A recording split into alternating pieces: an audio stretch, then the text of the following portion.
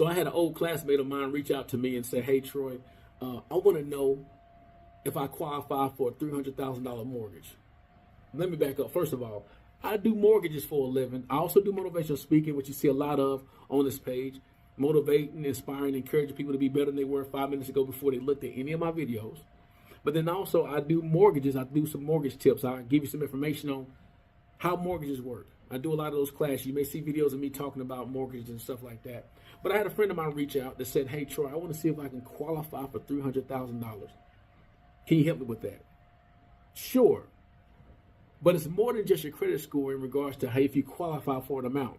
You got something called the length of residence, how long you live there. We're looking at 24 months for that. Not just 2 years, but 24 months. Length of employment, have you been working there for at least 24 months? Not just at one spot, but working in the same field or working in general for 24 months consistently. If you've been working multiple jobs here and there, we need 2 years or 24 months of work history, all right? Income. We want your gross income. What's your gross income amount? Not the net. I'm talking about the stuff you get before taxes come out. That's the gross account. That's the gross income we're looking for.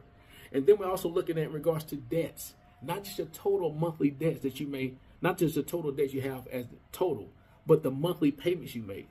That's what we look at mainly is the monthly payments, the $24, the $300, $1,000 a month, student loans, car notes, other mortgages you may have. Things like that when it comes down to credit cards. We're not looking for your light bill. Oh, I pay light bills. I pay my utility bills. That's beneficial and it can come into play for other things like non-traditional credit. But when it comes out to your regular credit, we're looking for those things.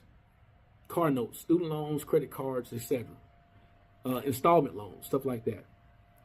That's what we're looking for. So it's more than just saying, "Hey, can I qualify for $300,000?" I'm going to tell you the best way to know you qualify for any type of loan or whatever amount is to do an application.